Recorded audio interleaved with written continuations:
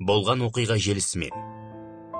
Шиелі ауданына қарасты бір совхоздан кішкентай бала ойнауға кетіп, содан үйіне қайта оралмады. Күнделікті ойыннан кеш оралатын балаларының бұл күні қатты кешігуі күдік тудырған еді. Бала үйге қайта оралмаған соң, атана ендігі баланы іздеуге шыққан болатын. Кешқұрым боран күшейіп, бала ауыл сыртында ойнап жүріп, қасындағы достарынан ажырап адасып қалады. Әбден қорыққан бала далаға қарай үйін таппай басқа ауылға кете берген. Түн ортасы болғанда әлі кетіп, ашығып тоңған бала келе жатқан бір үйір жылқының жолына ес-түссіз құлайды. Жақсы айғыр үйірін бөріге алдырмас дегендей, үйір айғыры бұл баланы алғашында жыртқыш аңға балап, осқырына кісінеп, жер тарпып, бір орында тұрмай бала жатқан жерге шауып келді.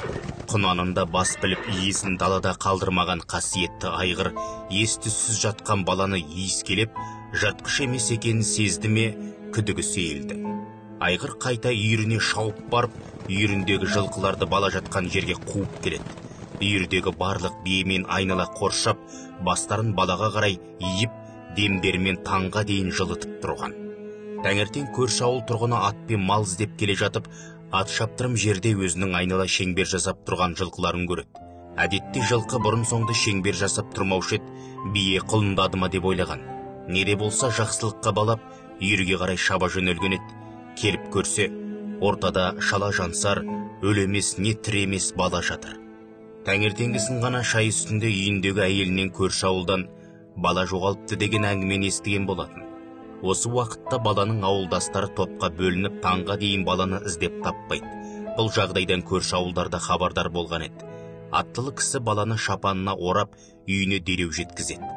Баланың туыстары кішкентайларының дін аман екеніне хабардар болып, қуанышта қауышты. Жақсы атын мақтар, жаман қатынын мақтар дегендей, жылқы иесінің айтуына қарағанда, жылқылардың баланы қорғап қалуға бар демін салғаны сондай, жердегі қалың қарды ертіп жіберген деседі. Оқыған Қуат Ахметжанов.